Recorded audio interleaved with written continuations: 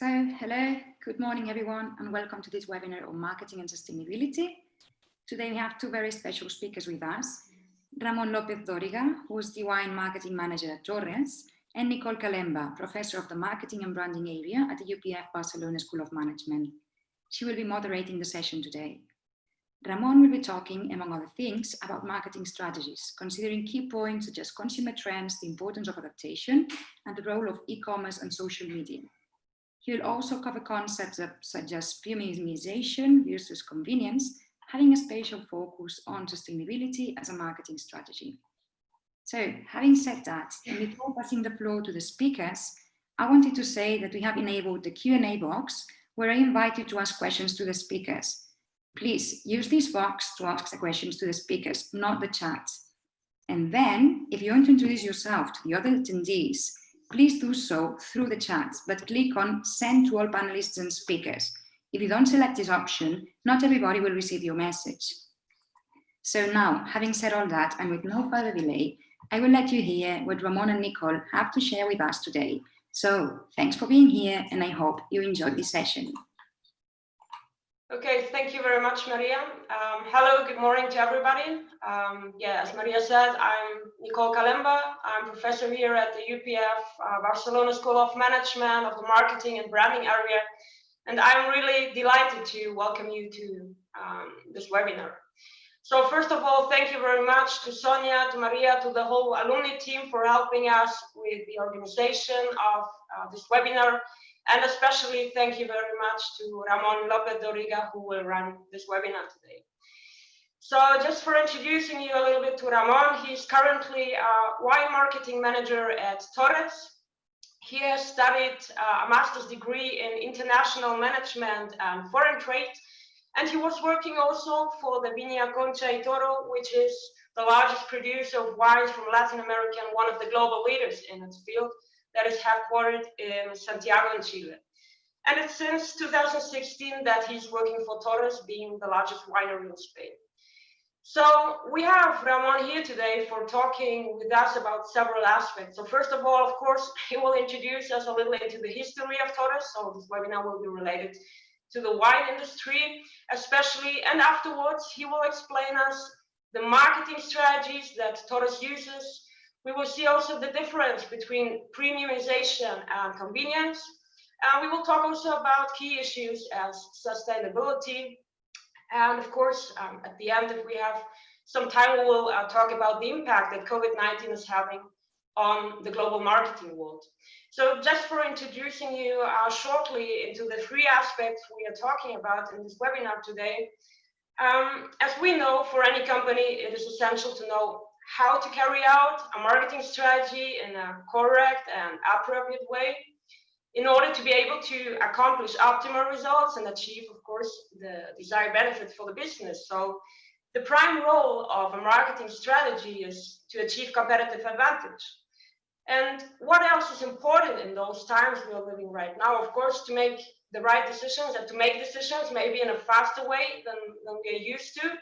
And also to be flexible, because if companies are right now not being flexible and taking decisions at the right moment, it will be almost impossible to be competitive in the market. And I think Ramón will also give us an example later about the importance of flexibility in those moments we're living. The second aspect, why is it so important to talk about premiumization? Premiumization is nothing else than getting customers to pay higher prices for a brand or product. And this is something that is the key to brand growth. So it's the key to brand growth, and it's not talking about luxury brands. It's more talking about the why customers would be willing to pay more for any product and which is the value that is delivered to the customer. And then on the other hand, the third aspect, which is sustainability, which is an aspect that is getting more and more important, especially in the last years for the businesses. And that involves three major aspects, as we know, the environmental one, the economic one, and the social one, each of which must be taken into consideration for a true sustainability strategy. So for a brand, when talking about sustainability, is it just a word that the brands are using to maybe convince not only the customers, but maybe themselves that they are sustainable and other customers really ready for sustainable brands? So So all those are questions that, of course, it will be impossible to get through them all during this webinar due to the time limitation, unfortunately. But we hope that you can get at least some insights about the importance of using the right marketing strategies, talking about premiumization and sustainability. And of course, at the end of this webinar, we will talk about the impact that this pandemic is having on the global marketing world. So enjoy the talk with Ramón. As Maria said before, please feel free to share any questions in the Q&A section that Ramón will answer at the end of this webinar. Thank you very much. And Ramón, now it's your turn and enjoy. Thank you very much. Thank you very much for the presentation, Nicole, and thank you very much to the Barcelona School of Management to give me the opportunity to be with you guys here today. I see that someone have problems with the sound. I'm not sure if anyone, the rest of you, can just listen to me properly. I hope so. If not, you guys just text by the chat, and if there's any problem, I'll try to solve it with the limitation that I have with technology here. But while I think all the webinars during this COVID crisis has been a really nice opportunity to have conversations between professionals in different topics. So today, as Nicole mentioned, here today the idea is to talk about premiumization and to talk about some of the big trends, and obviously about sustainability. That is something which is really in the focus today. So I'm going to share with you the presentation that I've prepared for this session today. So the idea is to have more or less 25 minutes of presentation, and later have at least 20 minutes to have Q&A and to talk about all what we have seen today. So basically, I'm going to start with just a few slides about who are in Torres.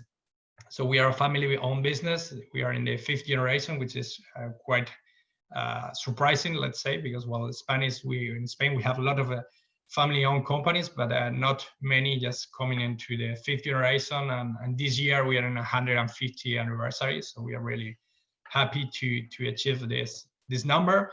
We're supposed to have a big celebration, but it obviously has to be postponed to 2021, as many other events worldwide. If we go through the history of our company, just let's say that we started 150 years ago with Jaime and Miguel Torres, and the 2nd generation just starts with the brandy. And as I will show you later, we have 2 divisions, wine and spirits division. The 3rd generation, they have to suffer the civil war. The winery was bombed, so they have to rebuild everything. It was quite a challenge moment, probably the last one until almost today, that has been so difficult to manage. Then in the late 70s, we crossed to Chile, and in the 80s to California. So that's the start, the expansion. It's true that since the beginning, Torres has been quite focused on export markets because Jaime, he went to Cuba and he started a company from Cuba, traveling between Cuba and Barcelona. So we always have been looking at the export markets, as not too many companies in Spain used to do that at that time. In the 90s, it was the change to the 4th generation, and then in the 2000s we just jump outside Catalonia to other regions in Spain, as Ribera del Duero, Galicia, or Rioja were our main regions producing wine. And in 2012 we changed into the 5th generation, and today is Miguel Torres Maxacet. He's our CEO, so he's running the company. And as a vision, as a family-owned company, we have our vision is basically celebrate life, care for the earth, and carry on our legacy. So we try to do it in a daily basis, and every single step that we do, we try to keep that in mind and to be focused on that. We also have a Familia Torres Foundation that basically talks about many different projects, just to show you some examples. So we try to do projects in Spain, but also in Mexico, Chile, Brazil, also in any other 145 markets that we are selling currently. So we are almost worldwide, and that gives us a really global perspective on many things. So we had notable recognitions during the last years. In between the last 9 years, we have been considered as the most admired wine brand in Europe. And during 5 of those years has been the world's most admired wine by Drinks International, which is a specialized business magazine. In 2010, we have been awarded as a Green Company of the Year by Drink Business, which is a magazine focused on wine and spirits. So basically, that gives us a really good recognition to keep moving on all the sustainability projects. And in 2006, we were considered the best winery of Europe. So, well, basically, worldwide, we are a really well-known winery from Spain, and that's that's a really important key for us. Is a really important point. So just to give you some perspective numbers, that's our total income during the last year. So we have been more or less stable during the last 5 years. Obviously, this one is going to be a really tough one to keep in the same level. But at the same time, as I mentioned before, just being a global company gives us opportunities to just compensate when one market is not performing as well as we desire. Usually another one is just growing enough. So we have this kind of balance. Anyway, we have been growing since 2005. So we have a positive trend in the wine industry, which is not really easy, as I said, really mature industry. In terms of how we split the brandy and the wine business, so basically 2/3 of our business is wine and 1/3 is brandy. I'm really focused on Mexico, where we are really well-established brandy brand, and we are selling more than Johnny Walker in Mexico. That's for you to know and to have a perspective of our size in that market. And we see the sales by region. As I mentioned before, Mexico here has that huge impact with the 23%, including our markets in Latin America. And Spain is our first market, but then the rest of Europe, including UK, for example, or Germany, is quite a really important markets for us. And also we try to work with travel retail as much as possible. But it's true that this year has been obviously quite a disaster for that particular segment. And just ending with the numbers to give you some perspective of how is our sales compared to the Spanish wine industry. So we represent more or less 6% of the bottle with appellation of origin wine export from Spain. So it's a really fragmented market. It's a really fragmented industry, as we are one of the leaders and we only have 6% of market share. So it means that it's a really fragmented industry from the production point of view. Just a quick look on the wineries that we have. So that's what in Spain we have Familia Torres with many properties all around the country. We have Gian Leon as a separate winery, and then in California we have Marimar. In Chile we have Miguel Torre Chile. So we can say that we are a global producers. We have many different regions. One of the most representative wines from Torres, Mas La Plana, with our icon wine, has been recognized as one of the best Spanish wine. It's a Cabernet Sauvignon base. So you have the chance.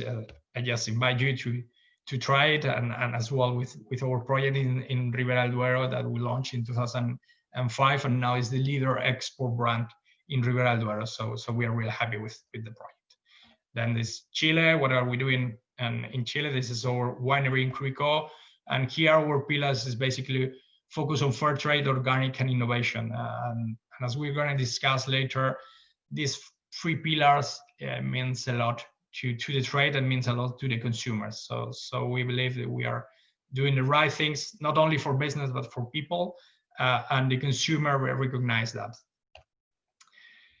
And then just to finish, what we have as a Juan Torres Master Distillers, and this is the spirits section. So we have brandy and Magdala, which is an orange liquor from Spain.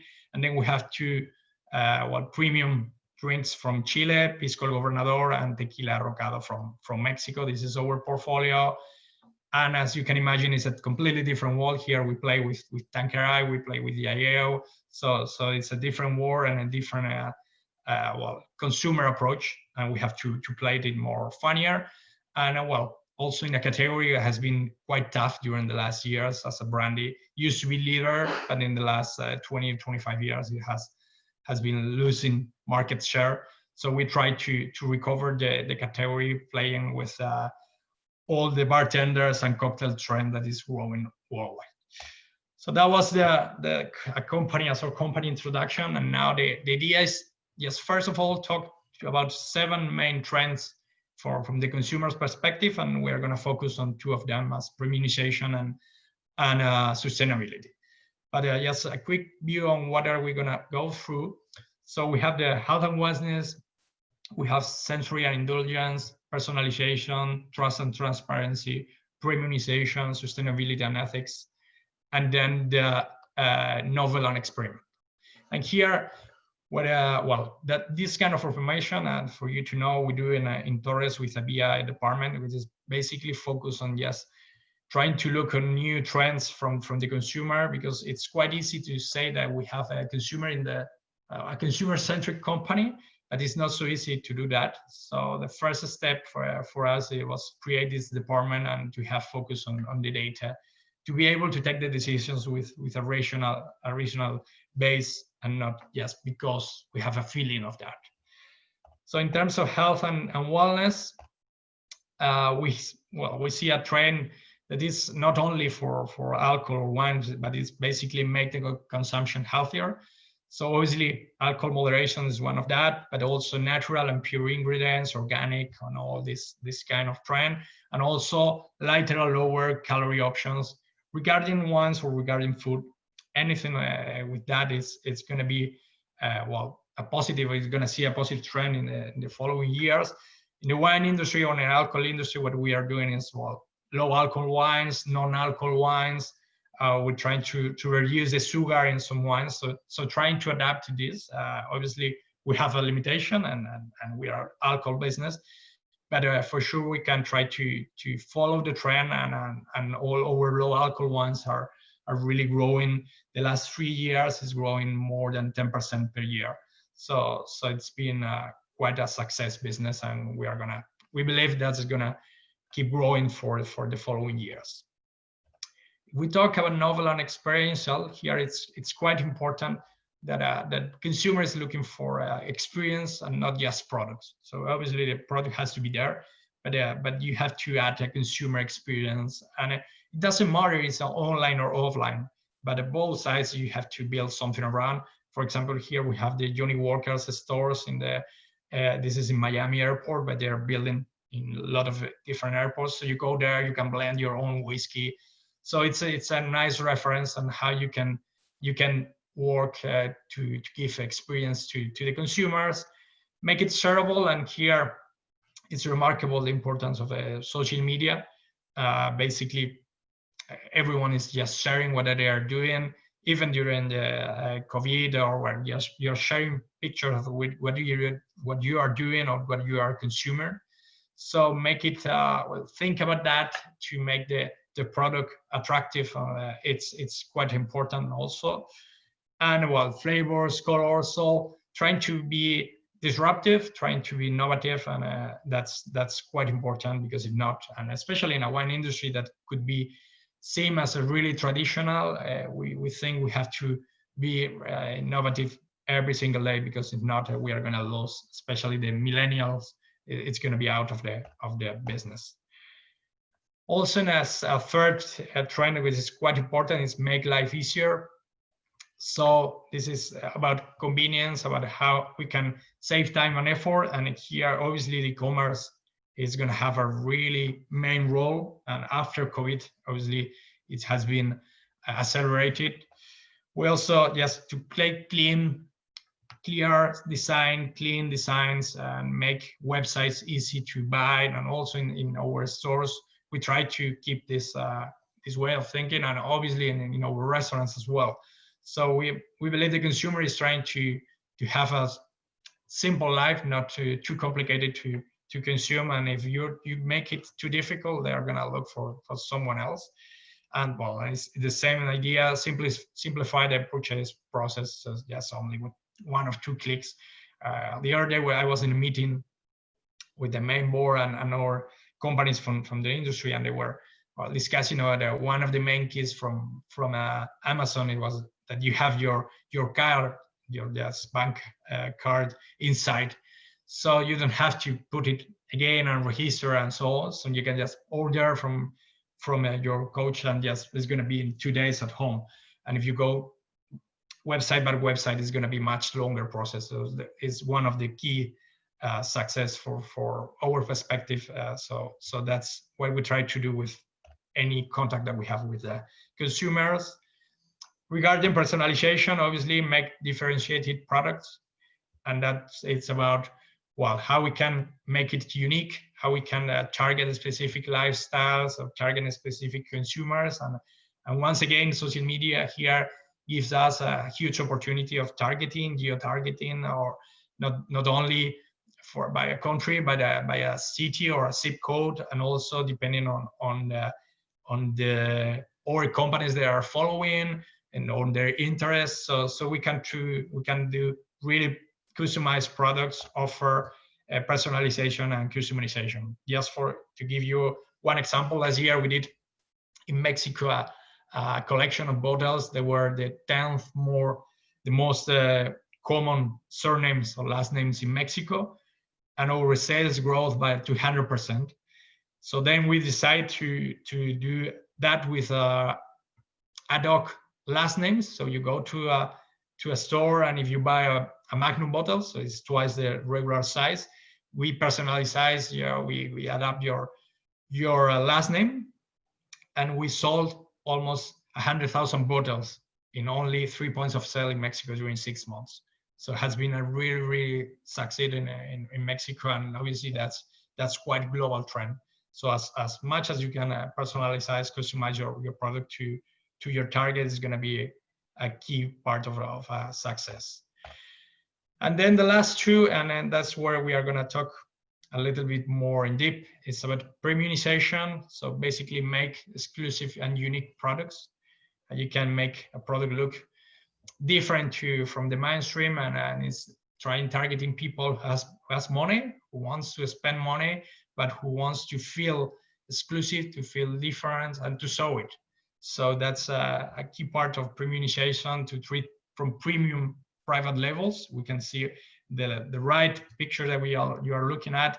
It's a private label for Tesco, but it looks quite nice. So even private labels are going to try to premiumize itself.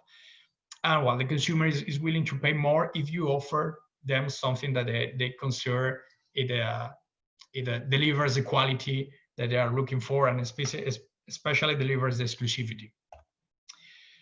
And that's links to a screencraft, and also some numbers about, well, what we have is, well, 35%.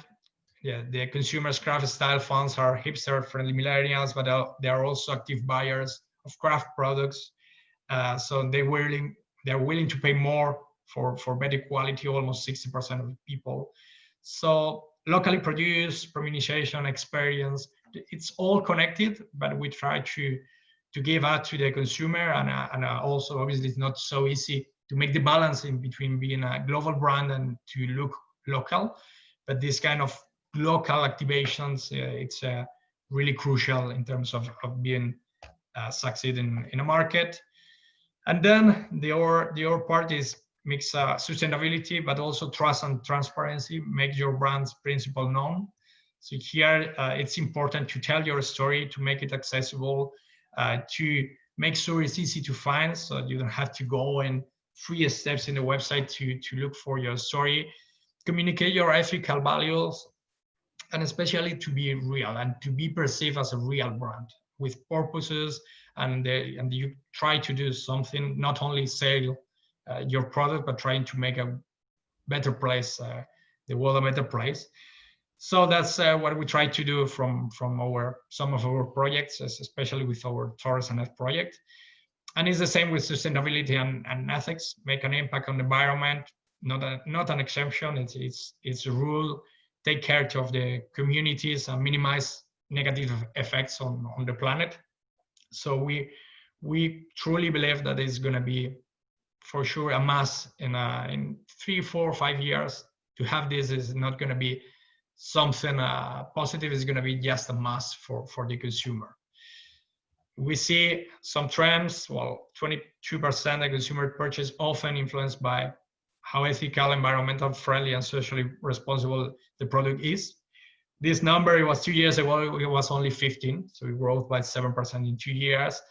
And 46% is interested in buying such a product. So obviously this trend, it changed from one country or the other. We see, for example, a really strong trend like this in the Nordics market, and maybe not so much in South America and Latin America, at least by the moment. That's growing globally, but in some regions it's more advanced or developer than in other. So some kind of things that we have to keep an eye is just doing sustainable packaging, communicate the brand and objectives, sustainable POS.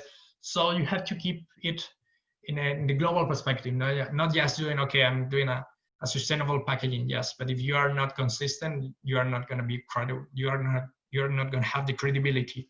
So that's going to be really harming for your brand.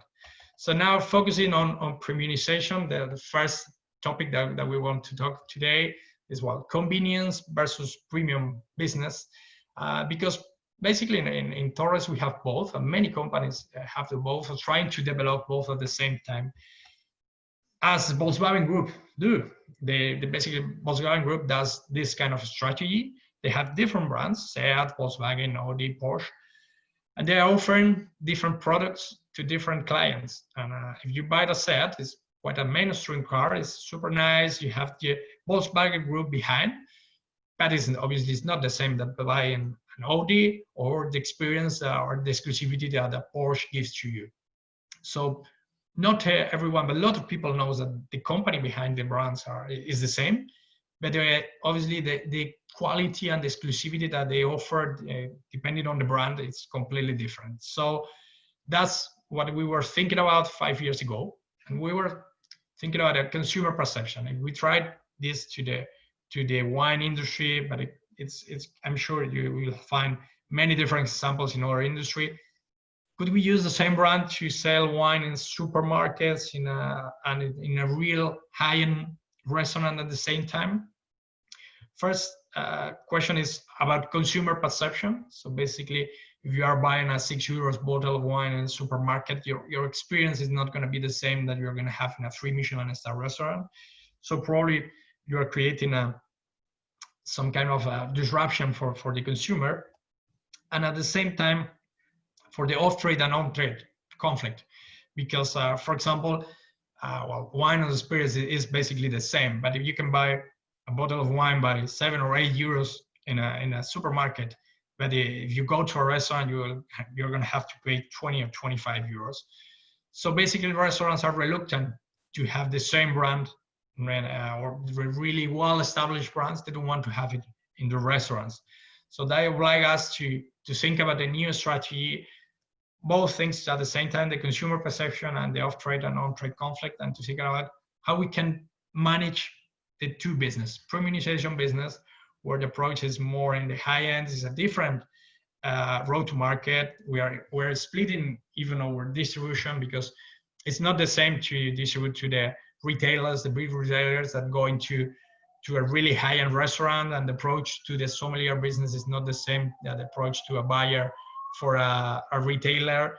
The experience and the consumer is not the same one. Probably in the convenience business, we have every single age group, but we try to target the young people and to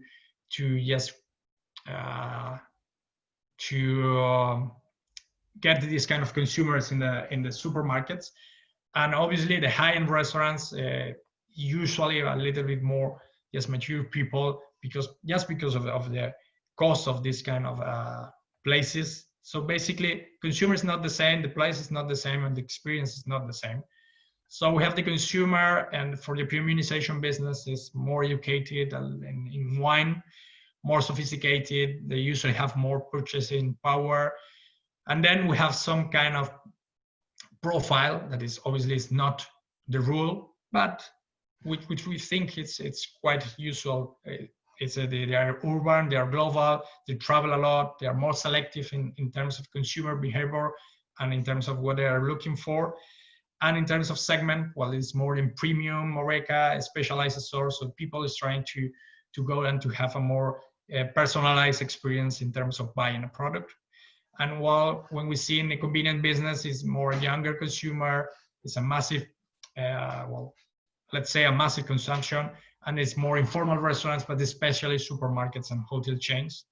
So our approach is completely different depending on the brands, and we segment our portfolio and our teams, sales teams, and distributors, as I mentioned before, depending on the business. So we believe it's really difficult to sell such a different products with the same sales team or even marketing team. I have my own team split into the premium brands and convenience brands. So we decided to do this change in 2016. So we used to sign everything with Torres, but well, that makes really difficult to sell, let's say, expensive wines, because people just, you're really well known by your supermarket brands, so you have a really challenge to do high-end wines. And as a company, we want to focus on the high-end ones, so we decide to leave the brand Familia Torres only for the high-end products, and then just build or keep building brands that we had in the point of sale as Sangre de Toro and Viña Esmeralda. They have been a great success, and they can just going without Torres. And while we did some consumer studies, then we try to, well, we keep selling for 1 year in the Canary Islands, and we use Canary Island as a test because, well, there's a lot of international buyers in the islands. So we decide to sell Sangre de Toro and Viña Esmeralda without Torres for a year in the Canary Islands, and we see the sales were fine. So we jump into this strategy, and just a quick view on this. The way we treat the brands is completely different approach. Here we try to show more luxury, more small productions, more about the terroir and the exclusivity, just making the bottles numbers. So we only have 1,000 bottles of this wine. So just trying to give the consumer the perception of exclusivity with these products.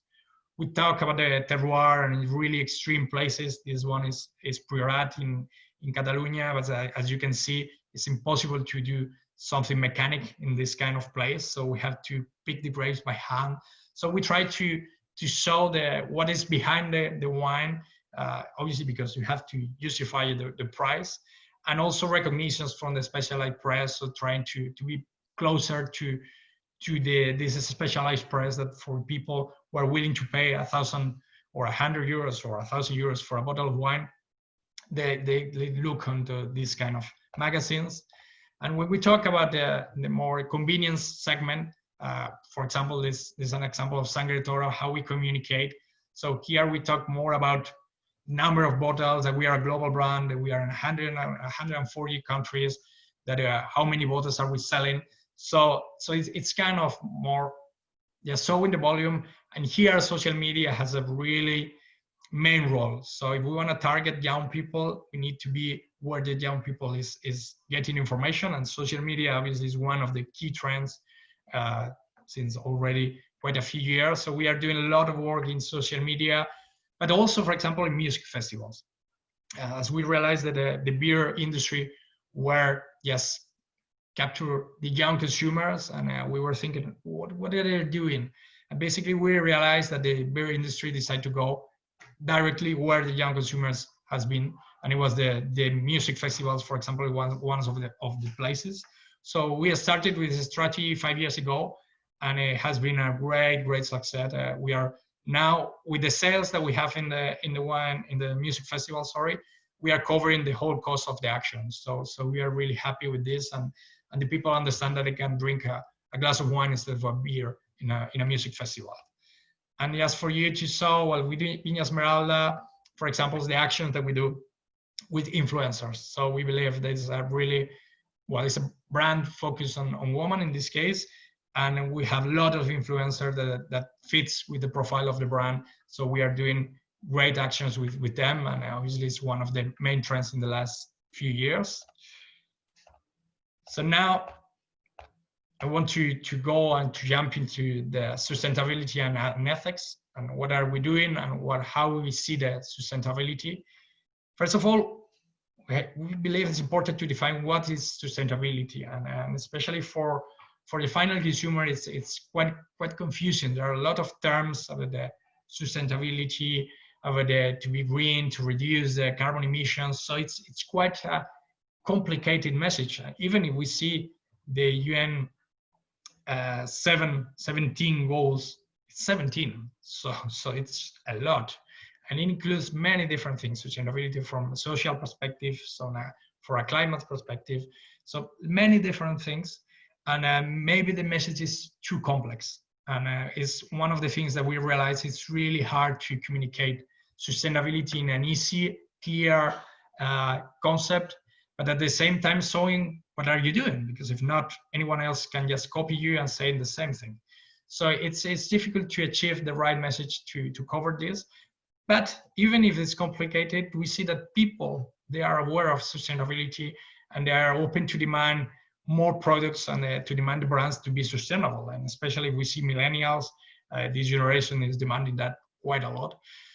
So it's over 80% of the total consumption. This is a US number, but I'm pretty sure it's the same worldwide, at least in Europe and in US. But still it's confusing, and still you have the risk to be seen as a company that you are using ecology to sell.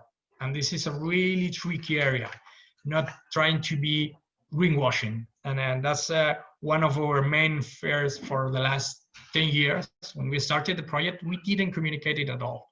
So basically we decided to do it, but we were saying, okay, we're doing this because we believe it's important, but we don't want to communicate it, at least until we have accomplished a great number of different achievements, because if not, the consumer is going to perceive that you are trying to greenwashing yourself, and that's even harming for the brand. Just to give you the vision that we have as a company, so basically is why not make our own energy, reuse the water, and above all, reduce the CO2 emissions. Torres and Earth is the project where we're using to turn this dream into reality little by little. So this is our president, and he realized in 2007, 2008, we launched the Torres and Earth project, that we have a problem with the climate change, and especially because at the very end, we are wine growers. So we need the climate to be not too aggressive, because if not, we are gonna lose a lot of harvest. So he has their own personal conviction, but at the same time, it's important for the company. So we see here the global temperature, how it is growing, and this is crazy. So we decided in 2008, our commitment for 2020 was to reduce the emissions by 30%. So we accomplished this number in 2019. So now we have just published the 2030 target. It is reduced an extra 30% in the next 10 years. And now we feel much more comfortable in terms of communicating what are we doing, because, well, we have been doing this for 12 years. We have this number to show that we are serious with the program. But even though it's still quite complicated, and we didn't find the right recipe to communicate the sustainability in an easy and, let's say, funny way to the final consumer. So if anyone has the right answer during the Q&A, I'm gonna be really happy to hear that. But just to show you what are we doing. So we basically, some projects, as an example, we bought 2 years ago 6,000 hectares in Patagonia to replant the original forest that used to be. That's how we're doing this. We try to communicate what are we doing in our online platforms, and we believe this is, once again, the social media role, it's important here. And also the website, that you go into the website, is not too difficult to find the actions that we are doing with sustainability. And even though in the future I'm going to try to change this and to give more focus on sustainability in our platforms and websites, because it's one of the main point of contact with the final consumer. Also, just articles in general and specialized press, trying to be present in newspapers, talking about what are we doing and talking about how is our conviction regarding sustainability. So just trying to create this image of being a sustainable company, let's say.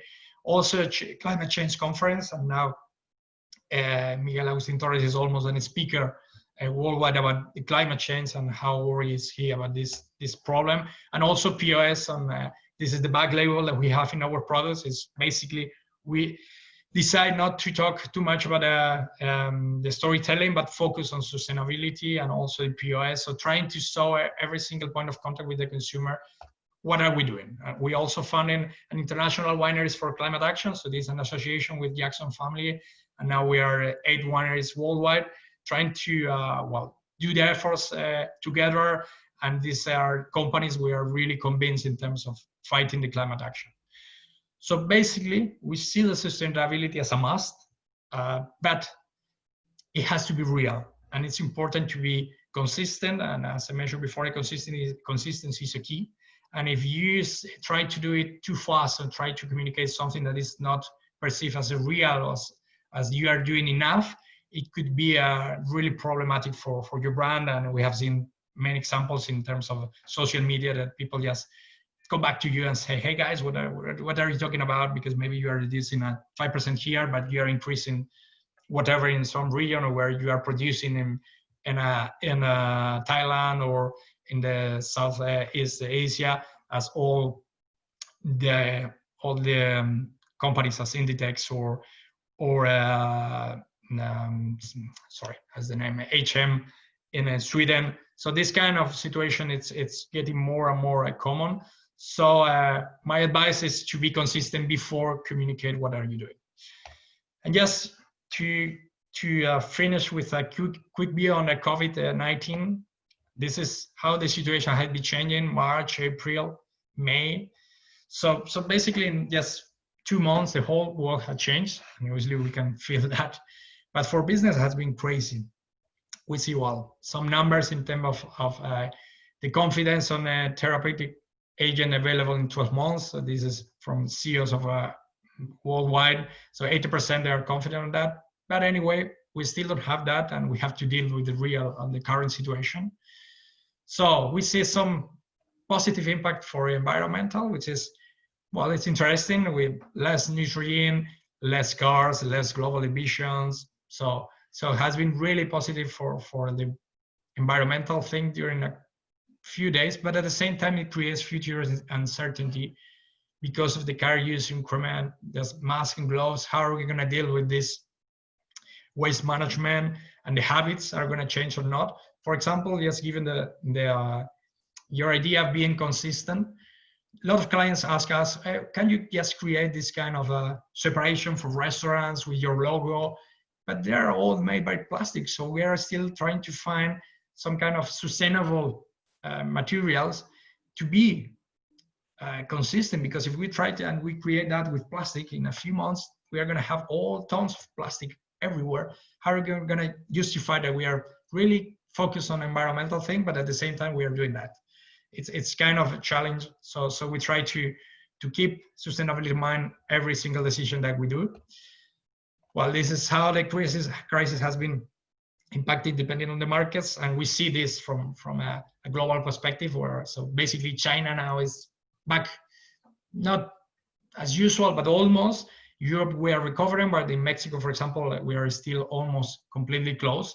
So the situation is changing depending on the region, and also it changed the Maslow needs, because we used to be pre-COVID status, it was much more on about the self-actualization. And here it's quite important because sustainability probably is more in the top part of the pyramid. Then we jump into the basics. So we went to the supermarkets to buy like crazy basic needs that we have, food and all this kind of product consumer. And then we have the psychological needs that's in the middle, where we have just convicted at home and, well, what is going to happen? How is going to be my job? So we are still not back in the self-fulfillment. And well, we are a little worried about if we are going to lose kind of focus on the sustainability, at least for the next months. We see that some of the product has been in a positive trend, well, and then in another in a negative, sorry, because this slide is in Spanish. And for you to know, for example, in our business, as I mentioned before, premium and convenience, we can see that it's a completely different business unit, as premium has been, or a business just for 90% of sales. So we are selling really tiny amount through online business. But at the same time, the convenience business has been growing quite a lot. So obviously, in this case, the accessibility to the product in the supermarket is important. And this is, well, the purchase of trade now, how the consumer is going through the store. And one important thing is, well, that we see the fidelity to the retailer over the brand. So we see that people is more, just, I'm going to one specific supermarket, and if they don't have my brand, I'm gonna buy anyone else's brands. So it's important to keep the distribution in a strong position during this crisis. And in terms of e-commerce, it's growing a lot. In terms of the wine and spirits industry is growing like crazy, and we see this as a change that is structural. So the online shopping has been growing the last few years, but obviously these last 3 months has been a big change on that. A lot of people that they didn't buy before, they had no choice, so they jump into the online business and they're gonna be there. So basically, all this situation shows us in the short term how to manage and how fast you have to adapt. And just I'm gonna finish with one example, because we had a communication campaign already produced. Everything was ready for the spring and summer season to communicate on TV, newspapers. The whole campaign in Spain was ready. And then we understand that the message was not right for the moment. It was impossible to launch that kind of campaign. So now we are finishing working the new one, and we're going to launch in 15 days, 1st of July. But it has been a great challenge to prepare a campaign in 2 months from everyone just working from home, not being able to produce and to record videos and so on. But it has to be do that right, and it's important for you guys that as companies that you have to adapt to the reality, to be as fast as possible, especially as efficient in these times. Also efficient in terms of cost, because obviously sales are suffering more or less in every single sector. So we see 3 situations: the short term, which is manage supply chains disruption, take care of consumers enjoy without feeling actions, the kinds of message that we sell as a brand. Then in the mid-term, adapt to consumer budget, because obviously the economic crisis is going to affect us. Also alternative distribution strategies to overcome delays in the traditional wine. Define the new channel management strategy, especially online. It's quite important. And right now, we try to support the HoReCa, the restaurants, and they are just coming back, so we try to support them, obviously. And in the long term, monitor carefully changing consumer patterns, rebalance the portfolio, and trying to match more in terms of the economic situation and the budget that the final consumer has, and revise the consumer engagement strategies. So basically, we believe that a lot of things are going to come back to the previous reality, but there are a few of them that are going to keep in a new, or let's say a new reality, as the government say here. But basically, we have to adapt to the new situation. We have to do it quickly, and well, that's the whole message. We still have 10 minutes. I just took 5 minutes more than I expected. So, well, once again, thank you very much, and from this point, we're going to start the Q&A that you have. Okay, thank you very much, Ramón, for the very interesting webinar and for the insights you gave us. So for breaking the wall, I see there are already some questions, but I have 2 questions for you. First of all, do you think that sustainability will remain an important concept now with the pandemic and so on? We know that there are a lot of economic pressures, so this could maybe endanger a little bit the green initiatives. What do you think about this? Do you think it's... Well, I think in the short term, it could, and probably it's going to happen. And that's something that we have seen in the last economic crisis in 2010, because obviously, as we have seen the Maslow priorities, if you don't have budget to is allowed to go to a more expensive brand there, so you're going to keep in the one that you can afford. But we believe in the medium term and in the long run, it's going to come back, because at the very end, it's affecting us. And at the same time, I think everyone just realize how the world has been recovering only with 2 months of just everything locked down. The nature is coming back. So you see this is still there, but at the same time, in the short term, obviously, we see that probably is going to be challenging for the sustainable speech. Okay, we hope so. Another question I had, and then I go through the others. I'm sure that this pandemic will already is changing the customer behavior. So many persons are afraid right now to have interactions with other persons. They are afraid about spending money. They don't know how their income stream will look like in the short term. So how do you think that you have to act as a marketer? And do you think it's essential that brands care more than ever about the tone and communication management? Yeah. It's crucial to be in the right tone, let's say every single week, because you have to be touching the consumer and to feel let's say to feel the feeling that the society has in each country, and you have to adapt it locally, because probably the situation that we have in Spain is completely different than the one that they have in the US or the one that you have in Mexico. So you have to adapt it locally. You have to adapt it week by week. The other day I was in a meeting, in a sector meeting for the spirits industry, and they were showing us a video that they recovered 2 weeks ago and say, well, we have the final approval, we are going to publish, but it was already gone, because it was talking about, well, when we start to go out. No, you have to be much faster. You cannot allow yourself to have a lot of approvals, internal approvals and delays. So you have to act much quick. And in terms of tone, I think it's important to be, at least at this moment, what we are trying to do is to be positive, because we have been suffering, all as a society, we have been suffering quite a lot the last few months. So we don't need more of that. The consumer is looking for, I want to enjoy, I want to go out and take a beer. Obviously, to do that responsible and not just getting crazy, but just saying just positive messages that we are coming back, and you will enjoy the summer with your friends somehow. So that's the way we try to do during the last 2-3 weeks. Okay, great. Thank you very much. Okay, I go just through the questions that were here. The first one from Antonio Ladron. He is asking you, you were talking about the graphic where you show the market share in the Spanish market, both in value and volume. And he says that market share in value is higher than the share in volume, reflecting a higher brand value per liter than the average of the competitors. So, of course, the gap has gradually going down, and there is no gap now. So he's asking, can you explain why the market share in value and volume are right now the same, and if this reflects the value per liter, that it has converged to the market average?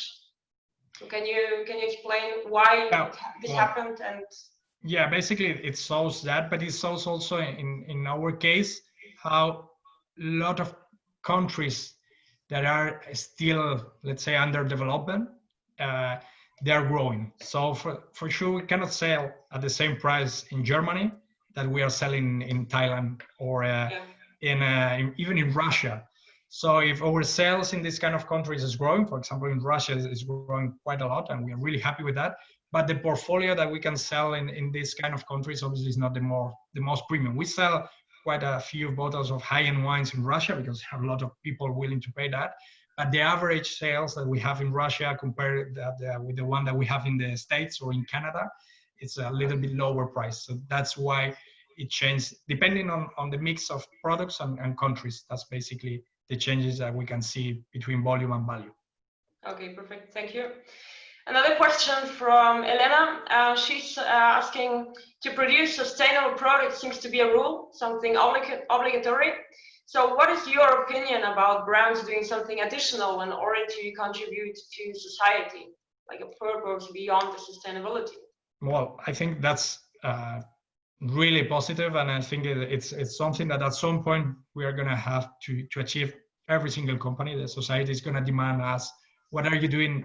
It's fine, you're earning money, but what else are you doing for the society? Obviously, environmental thing is one key point, but also in terms of fair trade, for example, that's why we do the fair trade program in Chile, because when we arrived there, we realized that the country situation in terms of labor, it was really poor. So we decided to pay, it was 15 years ago, double the price that the average on the industry. And the consumers in Europe and in Canada, in the States, when we explain that, they're really happy, and they're willing to pay a little bit more for your wine, because they understand that you are paying the right and reasonable amount for the suppliers. So at some point, I think it's going to be a mandatory as well for every single company. Each company can decide to start from the society or the environmental side. You can choose, but you have to start with something, and probably in the midterm you have to do both. Okay. Okay, and then two more questions, and then the time has come. Two questions from Alberto. He's asking first, what would you say are the most important things wine consumers would value from an eco-friendly wine brand, and how could this impact the perception of quality and premium quality? Well, when we see the numbers or statistics on what are the wine consumer looking for, basically there are many things. Sustainable, it was organic wine, it was eco-friendly wine, which there are a lot of concepts, and that's why I try to explain that sustainability are too many things. Right now, the more global concept is organic, so everyone just understand what is organic about. So it's probably the one that the consumer is going to perceive better, but what we see is depending quite a lot on the countries. So for example, we focus our organic wines in Nordic markets and in Canada because the consumer is looking for that. But we try to do that in UK, and people is not willing, generally speaking, they are not paying that extra pound for the organic wine. So depending on the market, I think the best choice is try to adapt depending on reality on the markets, especially if you are selling globally as we do, because, well, we have to try to adapt as the message, but also with the product. Okay, perfect. And then last question, last but not least, how could Torres overcome the fact that distribution would be the most difficult area of the supply chain to fit to its own eco-friendly approach? So, for example, using the airplanes and other CO2 producing means of transport. Yeah, that's, well, our main project here in terms of distribution to reduce the carbon is just to do lighter bottles and also bag-in-box. The bag-in-box is a format which is really common or usual in Europe. Here in Spain, it's not understandable. It's kind of a case that you can open it and just serve a glass of wine. But and this kind of production point of view reduce quite a lot the total head of each shipment. But in terms of reduce that, the only way that we have, and we are working with some countries in that way, is to bottle in the country. So in terms of ecology, that's the more sustainable way to do that. But at the same time, it's against the appellation of origin. That means that you have to bottle in the origin. So it's kind of difficult to find a balance right now. We are doing some projects bottled locally in the countries, especially with the monopolies in Canada and the Nordics, because they are really aware of that. But in terms of distribution, it's obviously it's a challenge. It's not solved, and especially for the on-trade, where the on-trade is demanding you that you just go and ship 2 bottles, not a case, because they don't have space. So you have to go every single day to give them the 2 bottles. In terms of what are we doing in Spain, that we own our own distribution company, every single car that we have as a company is electric one. So that's something that we try to demand to our distributors. Hey guys, could you increase your fleet of just solar cars or electric cars? Because well, that's a way that we have to reduce or to minimize the impact in terms of distribution. Okay. Thank you very much. It has been really a pleasure to have you here, you and also the participants of the webinar. So thank you so much, Ramon. And yeah, I think, I don't know, Sonia or Maria, if you want to say something else, but. Yeah. So I just wanted to say, Ramon, thanks a lot for the session. I found it very interesting. Thank you, it's been a pleasure. And to be honest, I did not know the wine industry at all. And I just realized that there are so many items that you have to take into account that are the same as for other types of brands. And apart from that, I just wanted to say to all the participants that if you are interested in these topics, well, as you know, the UPF Barcelona School of Management offers several masters in marketing. And then, just to remind you, on Thursday 16 at 4 p.m. and June 18 at 10 a.m., we will hold 2 new webinars. The one from June 16 will be held by Jaume Puig, and he will tell us about the economic lessons we can learn from pandemics. And the other, held by Rosa Gomà and Bet Matosas, will be on how this health crisis has been managed in Catalonia from the technological point of view. And well, apart from that, thanking you both, Nicole and Ramón, and thanks to the participants for having attended the session. So thank you very much for the opportunity. It's been a pleasure to be with you today. And any question that you have, any further question, you have my LinkedIn, or just please send me a message, and I'm more than happy to discuss any extra point. Thank you. Okay, perfect. Thanks. Thank you very much, Ramón. Thank you. Bye-bye. Bye. Bye.